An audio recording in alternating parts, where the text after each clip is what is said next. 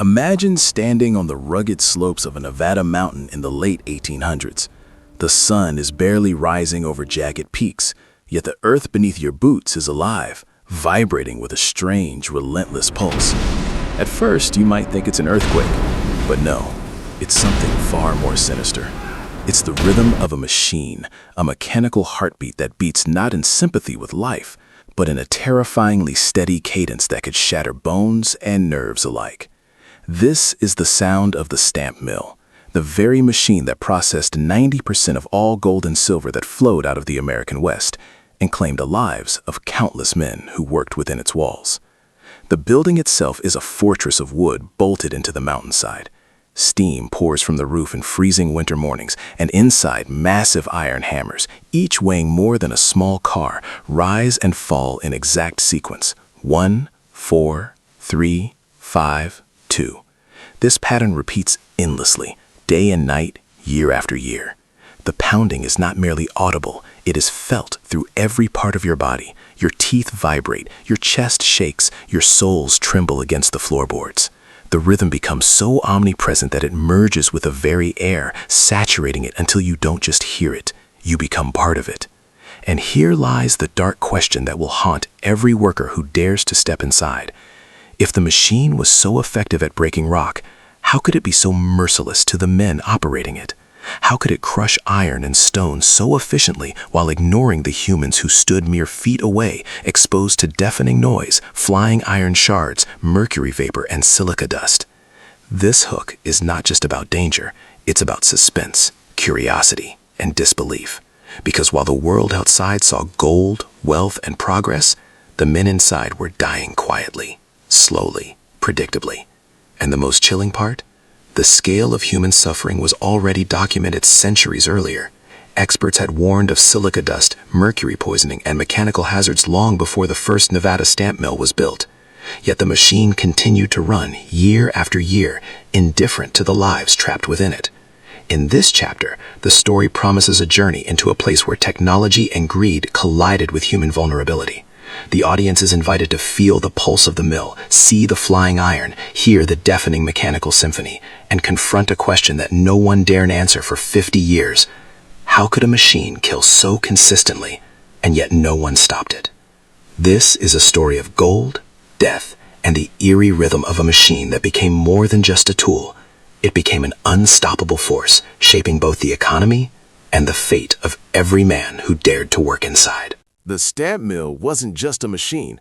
At first glance, it looked like an industrial marvel, a symbol of progress in a wild, gold-hungry frontier.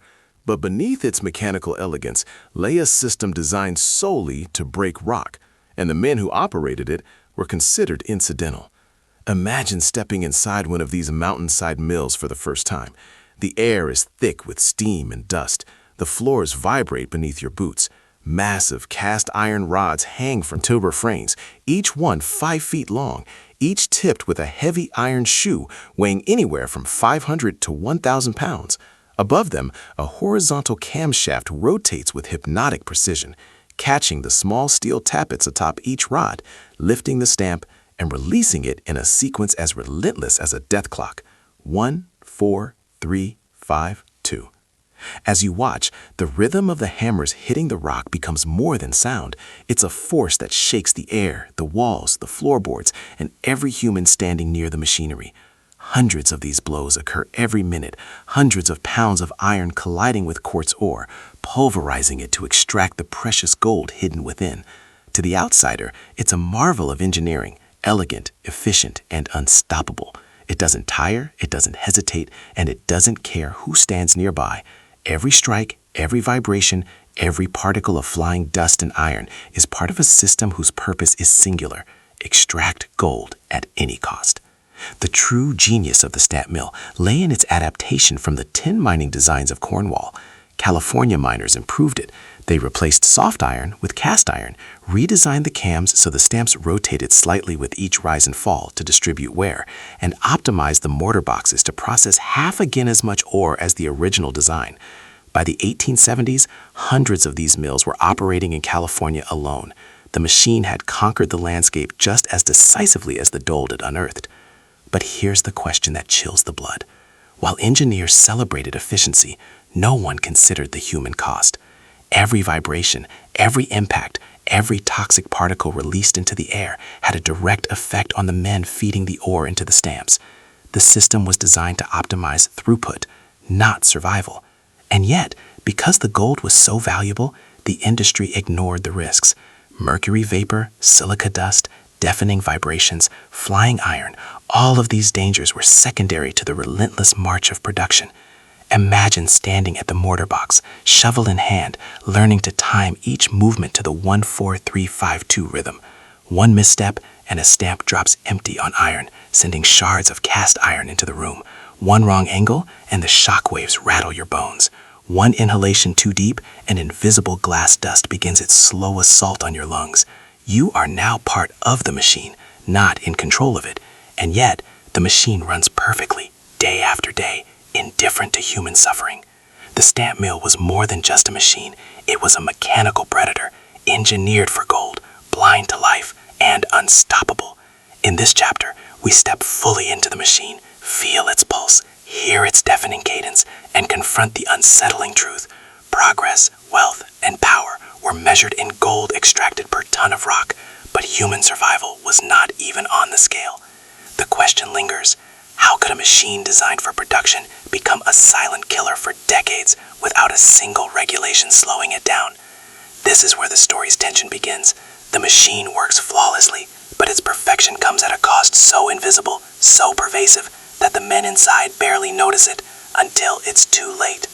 At first glance, the stamp mill looks like an industrial triumph, a symbol of human ingenuity and the American West's relentless hunger for gold. But the genius of the machine hides a horrifying truth. It was a silent killer. Beyond the deafening rhythm of iron pounding rock, there were dangers that could not be heard, seen, or even sensed until it was too late. This chapter reveals the hidden threats that made the stamp mill far deadlier than any mine collapse or explosion. The first danger is mechanical, immediate, and terrifyingly visible. The stamps themselves weigh up to 1,000 pounds each. Standing at the mortar box, a worker must feed ore into the crushing chamber in perfect sync with the 1-4-3-5-2 sequence of hammer strikes. One mistimed shovel, one misjudged moment, and the stamp could fall onto bare iron, causing the cast iron shoe to shatter or the stem to snap. Pieces of iron, launched like bullets, could tear across the room in a heartbeat.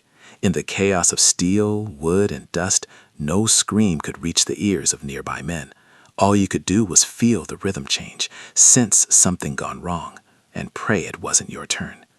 Each blow wasn't just sound, it was energy traveling through the floor, the walls, and the body, leaving microfractures in bones, joints, and the nervous system over months and years. But the mechanical threat is only the beginning. Chemical danger lurked in the very process of gold extraction. The slurry of crushed quartz and mercury, necessary for forming the gold amalgam, released invisible mercury vapor into the air. Workers scraped and handled mercury with bare hands, inhaled its odorless fumes, and carried containers across wet, vibrating floors. Mercury poisoning followed a slow, relentless progression. Hands began to tremble, irritability turned to paranoia, memory fragmented, and eventually the very personality of the worker could disappear. The men had no warning, no safety protocols, no escape.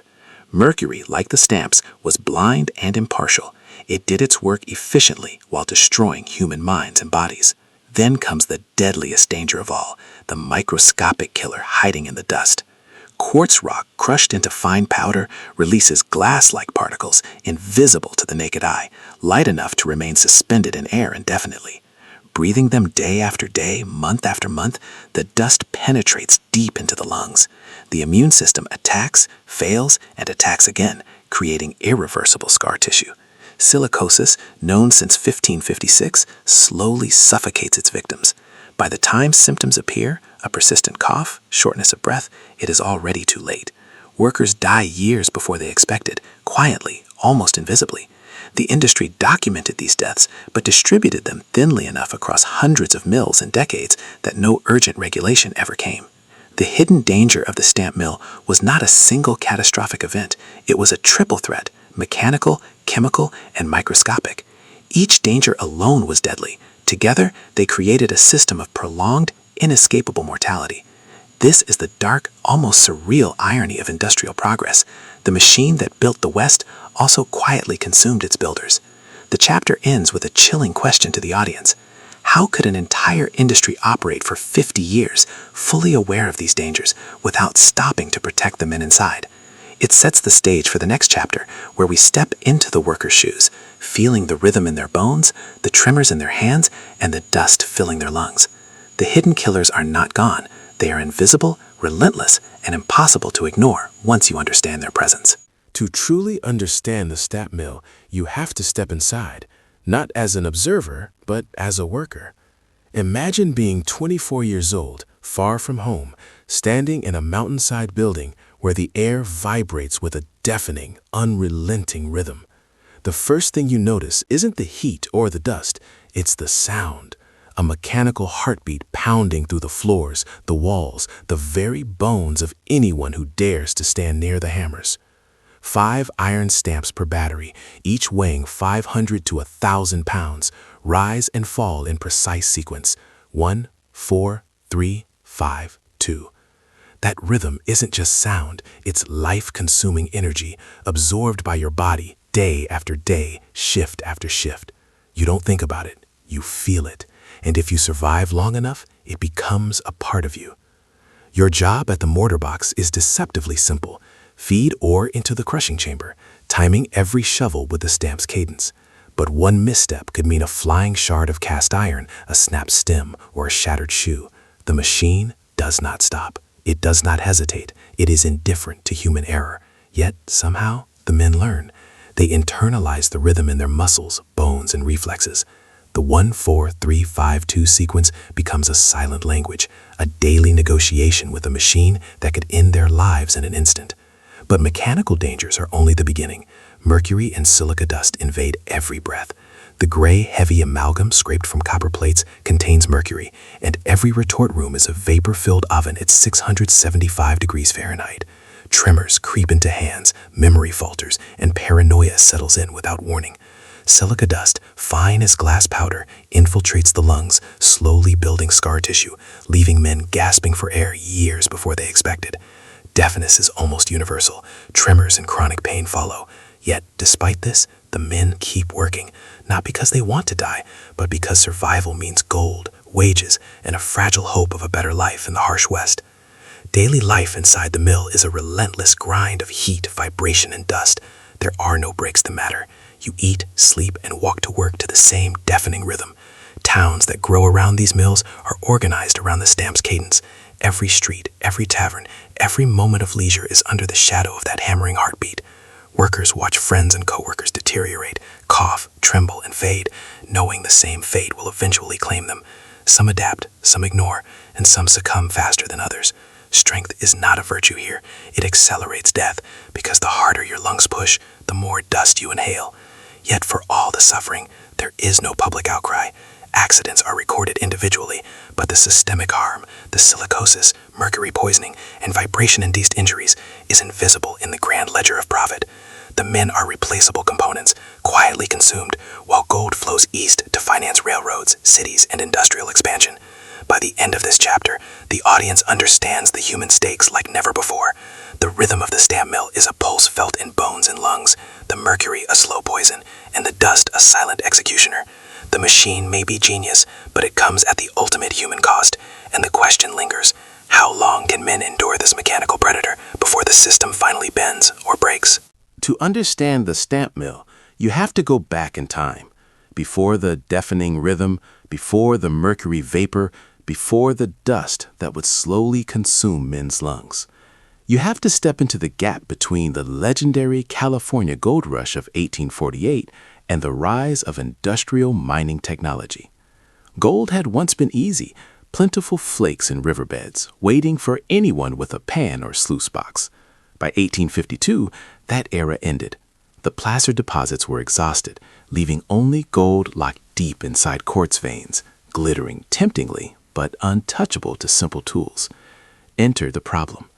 How do you extract billions of dollars in gold embedded in solid rock? The stakes were massive.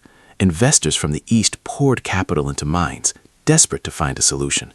Men worked tirelessly with archaic Arishra stones, dragging heavy grinding stones in circles powered by mules, yet the scale was nowhere near sufficient.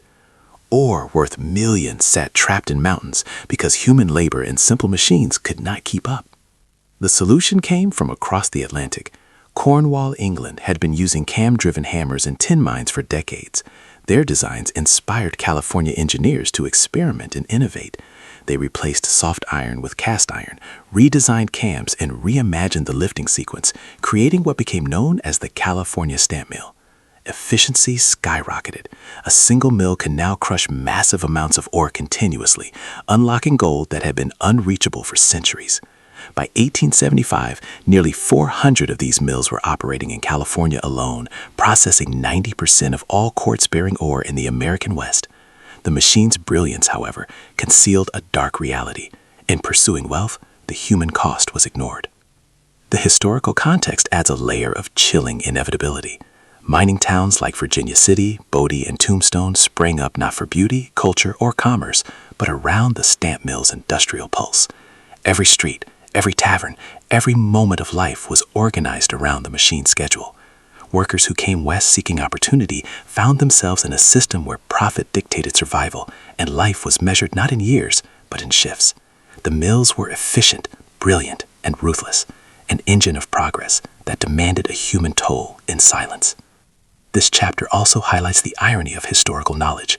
The dangers of crushing silica had been known since 1556. Mercury's toxicity was documented, machinery hazards understood. Yet for decades, from the first mill in the early 1850s to the last gasping echoes of operation in the 1920s, regulatory action lagged. Economic drive trumped human safety, and the gold that funded railroads, cities, and industrial expansion came at the expense of men's bodies and minds. By the end of Chapter 5, the audience is confronted with a paradox. The stamp mill was a triumph of engineering, a marvel of adaptation and innovation, but it was also a calculated indifference to human life.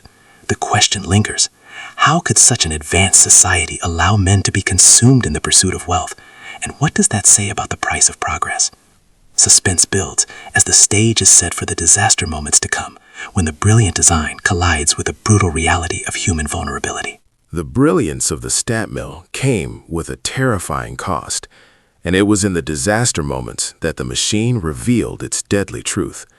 To stand inside one of these mills was to live in constant tension, where every heartbeat, every breath, every movement could be the difference between life and death. Imagine the floor vibrating beneath your boots, the massive iron stamps rising and falling in a relentless 1-4-3-5-2 rhythm. Each strike unleashed 500 to 1,000 pounds of iron onto hard quartz ore, sending shockwaves through the building and into your body. A snap of a stem, a shatter of a shoe, or a detached stamp could transform a regular day into a lethal scene in a fraction of a second. The noise was deafening, so much so that you couldn't hear the metallic scream of a failing component. The warning came only through vibration, a subtle shift that your body might recognize too late. Accidents were not abstract, they were part of daily life. A man feeding the mortar box at the wrong moment could be hit by airborne iron fragments traveling faster than he could react. Structural failures occurred as bolts loosened, frames cracked, and equipment wobbled under the stress of continuous pounding. Yet the men continued, because stopping meant lost gold, lost wages, and a fragile hope of survival in a harsh economic landscape. Some men were inexperienced, others exhausted or intoxicated, but all were expendable in the relentless calculus of profit. Every near miss, every shattered hand, every fatal accident became just another statistic in the ledger of gold production. Then there were the invisible killers, operating silently alongside the mechanical dangers.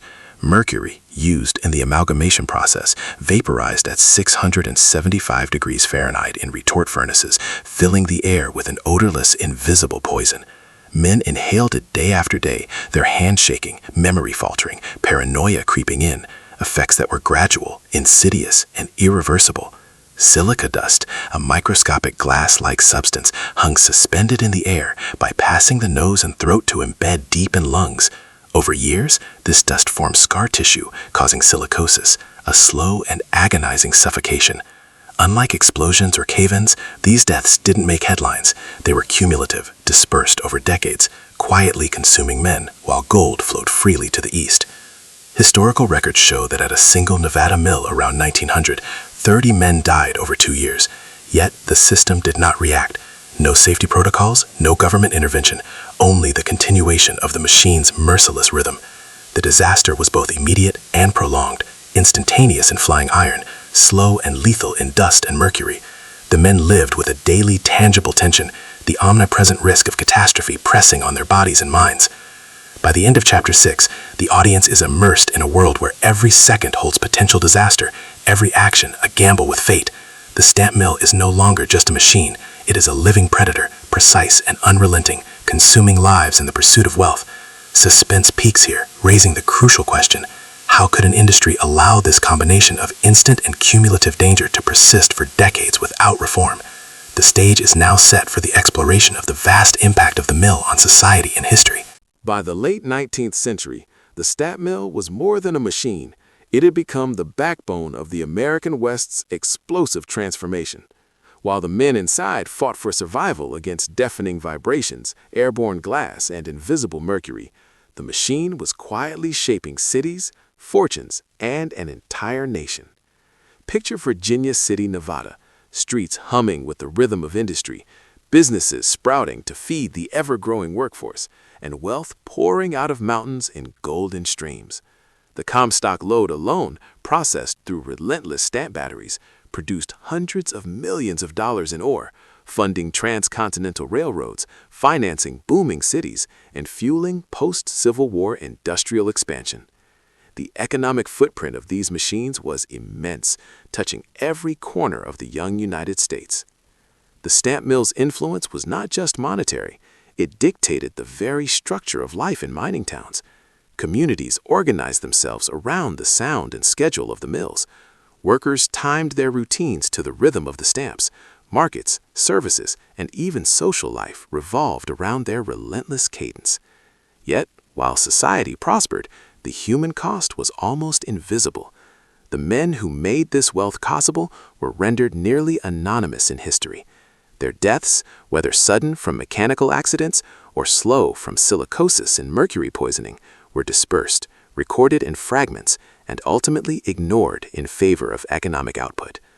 This stark juxtaposition, the prosperity of towns versus the peril of workers, creates a haunting tension.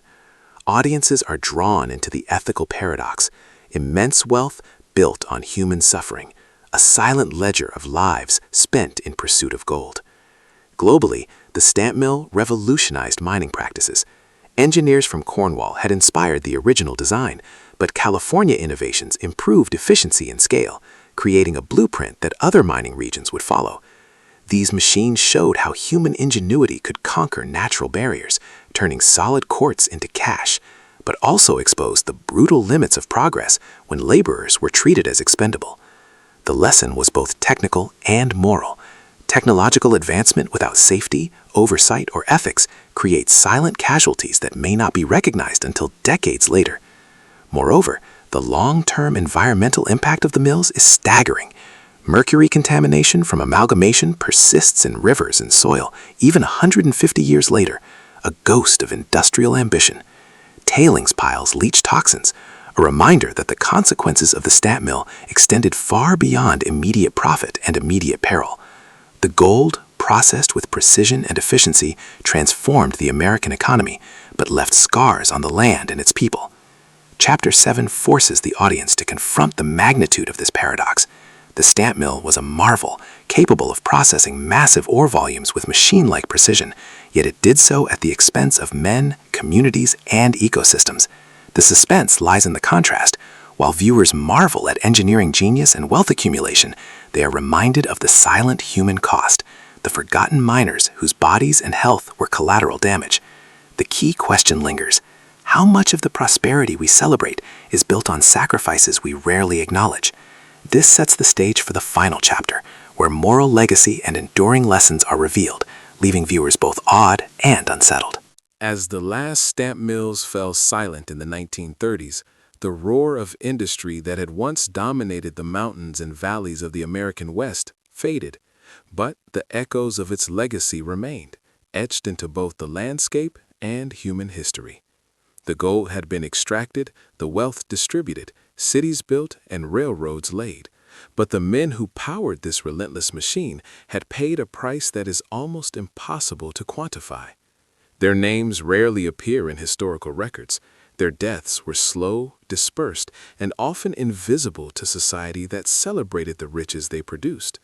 Yet, it is precisely in this silence that the stamp mill's moral legacy lies, a stark reminder of the human cost behind industrial progress. The machines themselves were neutral, marvels of engineering, elegant in their efficiency, but they forced society to make an unspoken calculation: profit over people. The mechanical, chemical, and microscopic dangers, falling iron, mercury vapor, and silica dust, worked together with unforgiving precision, dismantling human bodies while leaving financial ledgers pristine. Men went deaf, lungs stiffened with silicosis, hands trembled from mercury poisoning, and yet their suffering went largely unnoticed. Entire generations were marked by the harsh calculus of industry. The harder and stronger you worked, the faster the machine consumed you. The moral weight of that reality is staggering. Yet, the stamp mill era also serves as a mirror for modern industrial and technological systems. It raises profound questions. When innovation outpaces ethics, who bears the cost? How long can society ignore systemic harm before consequences demand recognition? OSHA regulations for respirable crystalline silica, finalized in 2016, more than a century after the first California mills, illustrate the slow arc of justice and protection. By the time standards were implemented, the machines were gone, and the men who had labored within them were long dead. The lesson is chilling. Awareness alone is not enough. Without action, knowledge cannot prevent tragedy. The environment, too, carries the stamp mill's legacy. Mercury-laced soils, tailings piles, and contaminated rivers remain as silent witnesses to the pursuit of gold. They remind us that industrial triumphs may leave wealth in the hands of a few, but risks and burdens in the air, earth, and bodies of many. The moral story of the stamp mill is thus twofold: a cautionary tale about human expendability in the face of profit, and a testament to the need for ethical responsibility in technological progress. Finally, the human stories, sparse as they are, create the deepest resonance. From the men standing at the mortar boxes, learning the rhythm of a machine that could kill with mechanical precision, to witnesses like Helen Raymond, who observed the slow devastation of health and life from the outside, the audience is left with a vivid sense of both courage and tragedy. These lives remind us that the glory of industrial achievement is inseparable from the suffering of those who make it possible. Chapter 8 closes the story with reflection and lingering tension. The stamp mill is silent, the gold spent, the machines replaced, but the lessons endure. The audience is left questioning the balance between progress and human cost, marveling at technological ingenuity while mourning the lives quietly consumed in its shadow. The moral legacy is clear, yet haunting. Innovation without conscience leaves behind both wealth and a graveyard of human sacrifice.